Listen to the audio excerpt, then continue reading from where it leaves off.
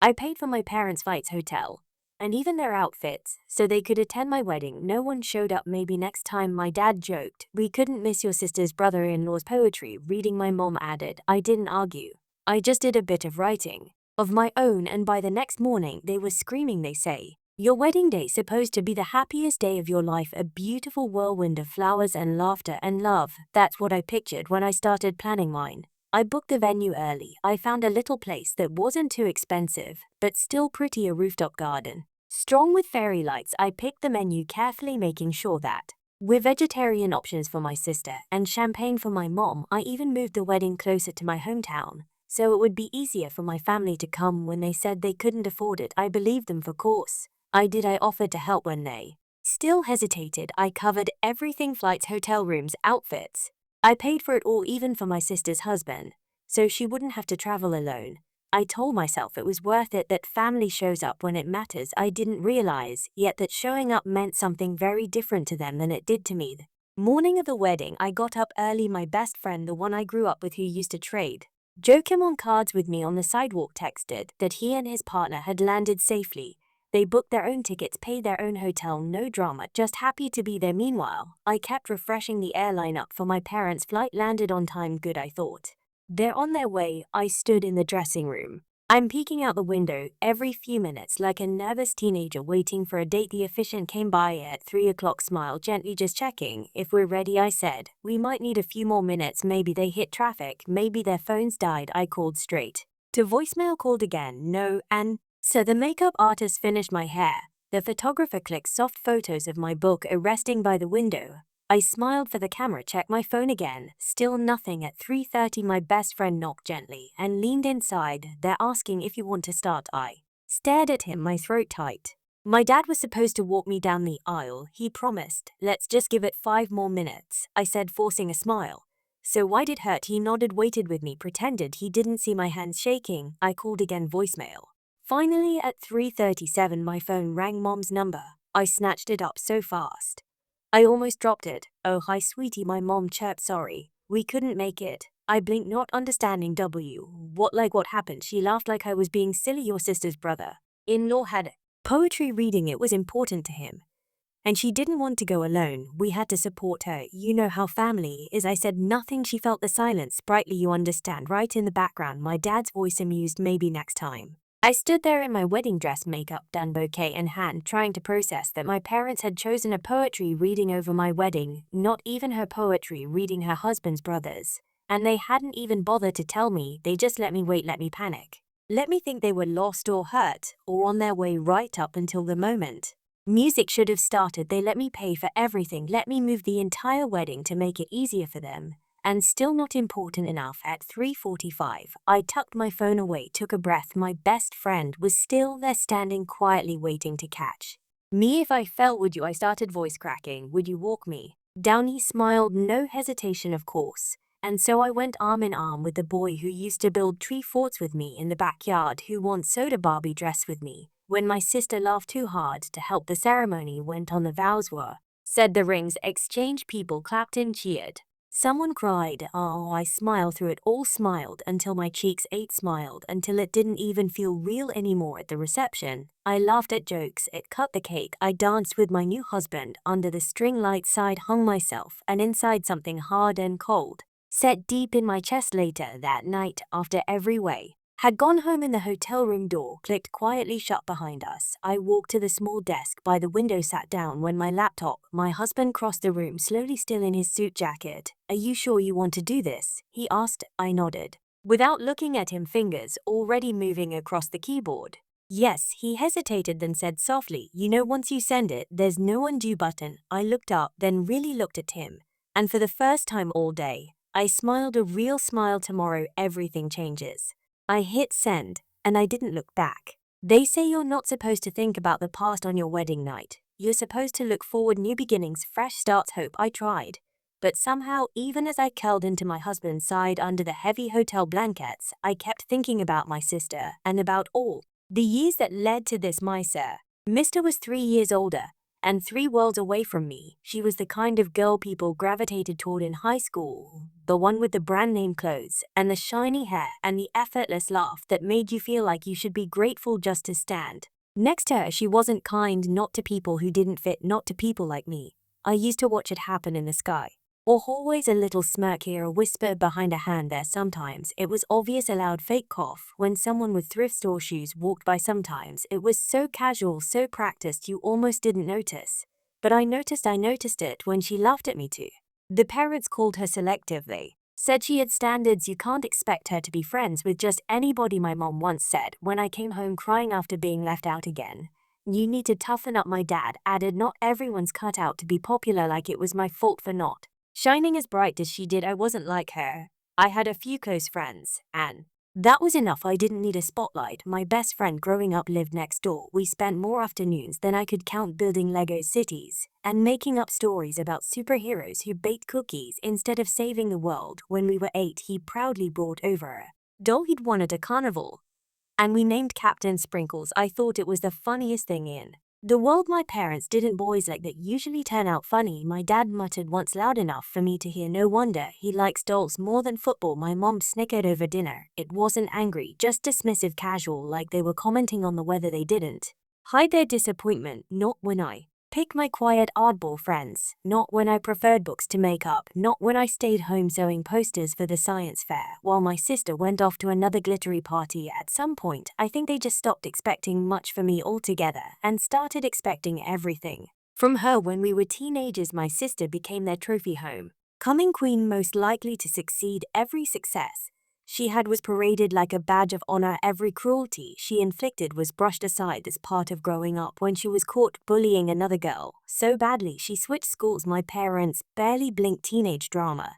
They said girls are mean sometimes. It's normal. When I got an academic scholarship to a local college, they barely acknowledged it. No brunch, no announcement to the neighbors. Well, you always were the quiet one, my mom said, smiling vaguely, like that explained everything. I didn't realize back then that I was already learning something important in our face. Family love was conditional. Who was loud for her, silent for me. It showed up for performances, not persistence. And once I stopped performing for their attention, they stopped noticing I was there at all. When we got older, the gap only widened. My sister floated through life like it was a stage built just for her. Internships she didn't earn, jobs she didn't stay in. But no matter how many times she felt, the net was always there. My parents praising, funding, apologizing on her behalf. Meanwhile, I worked. I took night shifts. I packed orders for my tiny online store. I paid rent when they said I was lucky to live at home, conveniently forgetting I covered half the mortgage. And then one summer, I met him, my husband. He was a few years older, grounded, the first person in a long time who didn't look through me. When my sister was in the room, he asked about my work, not hers. He listened when I spoke, didn't interrupt. He made me feel like maybe I was enough exactly as I was. I fell hard when my sister met him for the first time. I saw it, a flicker of interest, quick as a camera flash. She turned up, her smile leaned a little too close. When she laughed, told her hair the way she used to when she liked someone. Later, she tried to bump into him without me. Later, still, she messaged him, nothing over really scandalous, just a casual practiced invitation to hang out without the little sister tagging along. He declined politely, and that should have been the end of it. But it wasn't. Weeks later, she went to our parents in tears, painting herself as the wronged party. I saw him first. She said it's not fair.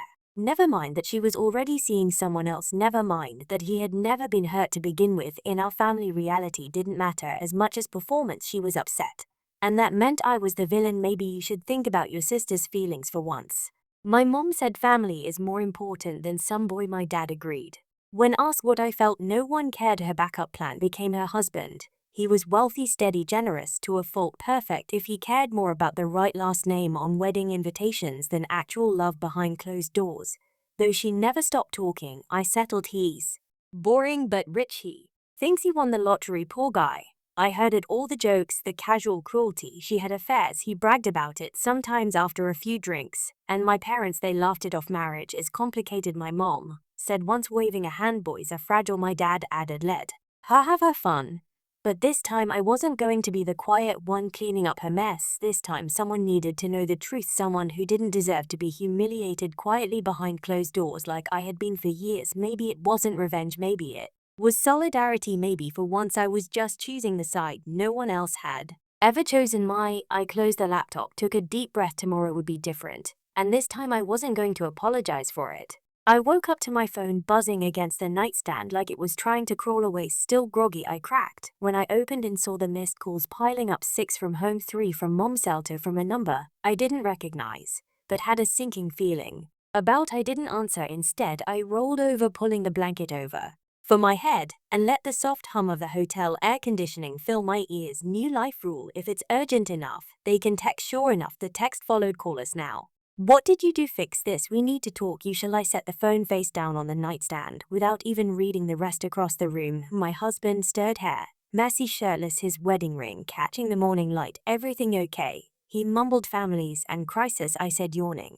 It must be Tuesday. He snorted and pulled the blanket over his head. By mid-morning, I got the first real clue about what was happening. A text from my cousin who had the social awareness of a wet sponge. You hurt your sister's husband. Debt crazy or families freaking out. Dip. There was one way to put it. Pieces filtered in slowly over the next few days like a messy jigsaw puzzle with half the pieces missing. After the poetry reading, my sister's husband had apparently seen the message I sent, or rather the collection of screenshots and recordings, and proof that his wife, the one he had supported through job she quit, Lisa, she broke dreams she never followed through on, had never respected him, had laughed at him, had cheated on him. From what I heard, there hadn't been a screaming match right away, just silence, a long dangerous kind of silence, the kind that meant the real damage wasn't even visible yet. Within a few days the fallout started to show. My sister's husband moved out quietly without a dramatic scene, filed the divorce paperwork by the end of the week, and with him went the invisible safety net my parents had never admitted they needed. He stopped payments to my parents' business, stopped covering shortfalls in their mortgage when unexpected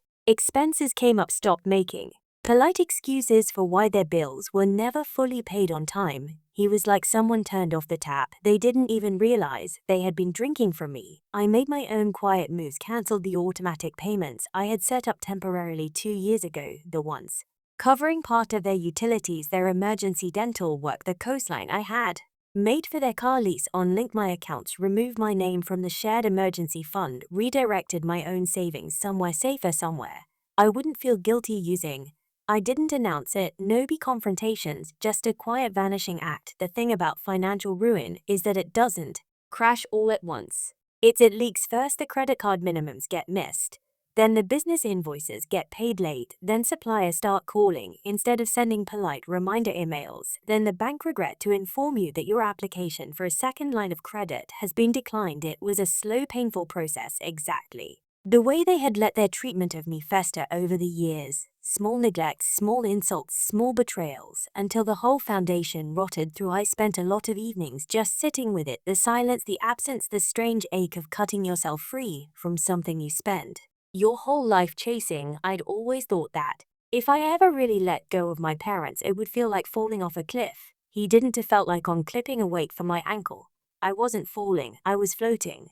But that didn't mean it didn't hurt. There were moments, quiet ones, when the grief hit harder than I expected, like when I started drafting thank you notes to guests and instinctively thought to send one to my parents before remembering they hadn't been there. When I walked through a store and saw little mother of the bride frame, and my hand reached out automatically, stupidly, like it still believed the right people had cared. Or when a stranger smiled at my husband and me and said, "You must have such supportive families," and I had to laugh because the only thing my family supported was their own egos. There's a certain kind of humor that settles in your bones when you survive people like that, not the laugh out loud kind, the dry, tired, of course they did kind, the kind you sip like bad coffee in a cheap diner at 2 am just glad to be somewhere else. There were other changes, to quiet ones.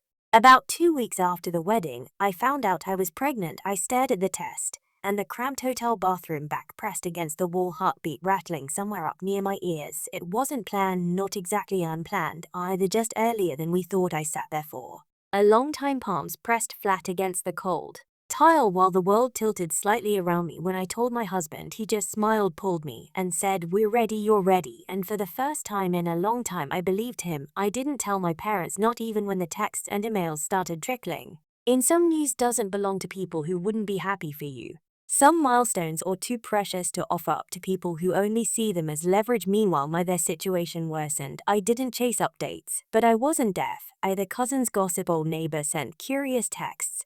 The family group chat long since muted bust with secondhand worry. Business revenue dropped. A few vendors pulled out of deals. Bills piled up. They started missing small payments, then bigger ones. It wasn't dramatic yet, no foreclosure notices, no court dates. But the pressure was building like a hairline cracks. By during through class, they didn't show up at my door, not yet. That would come later when things got bad enough that pride wasn't stronger than panic. So I wonder sometimes if they were surprised that the quiet one didn't fold, that the invisible daughter was the one they had relied on the most without ever realizing it. I thought about that on the nights when I sat at the kitchen table, paperwork for the new house spray.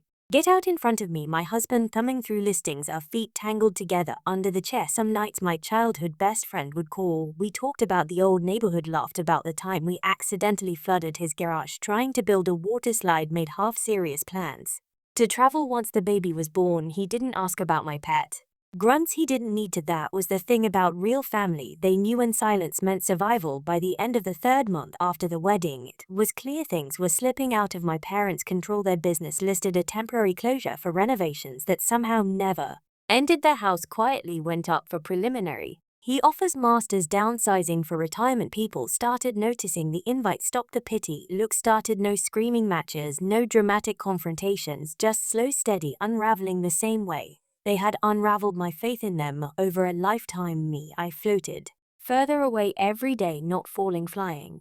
The day they showed up, it was raining, not a sweet romantic drizzle, the kind of rain that slaps against windows sideways and makes you wonder if you should build an ark just in case. Fitting, really. I had just finished folding tiny onesies, mint green, soft gray, little yellow stars, when the doorbell rang, not once, 5 times fast, like someone was holding the button down with their whole palm. My husband froze. The sound. We traded a look across the kitchen. We already knew. I peeked through the peephole, though they were suitcases stacked at their feet, socky jackets, tight, furious smiles. My parents and my sister. 3 faces I hadn't seen in months, now shoved up against the doorway like a threat. I didn't open it right away, just stood there, head pressed against the cool wood, breathing deeply. My husband came up behind me and put a steadying hand on my back. We can cool now, he said quietly. Not yet, I whispered. Things you have to see for yourself before you set them on fire. When I finally opened the door, they pushed past me without so much as a hello. Rainwater dripped onto the hardwood, for my sister dropped her duffel bag right in the middle of the living room. My dad planted himself by the TV like he owned it. My mom gave a tight little knot like she was expecting tea service. Yes, we're not leaving, my dad said, voice hard. Not until you fix this, my mom added. I shut the door slowly behind them, heart beating strangely calm. They launched into it immediately, a full attack. They wanted me to call my sister's husband to explain that I had lied, to tell him it was all jealousy, the misunderstanding, all a cruel prank born out of spite. You ruined our lives, my mom hissed. You embarrassed this family, my dad added. You're going to fix this if it's the last thing you do. My sister snapped. Their voices rose over each other, a tangle of anger and fear and desperation. I stood there, letting it wash over me. I wasn't their daughter right then. I was a task, a transaction, a broken vending machine. They were kicking, hoping the candy would still fall out at some point. My dad made it official. If you won't help, we're staying here until you do. He crossed his arms, dared me to argue. My mom sat heavily on it.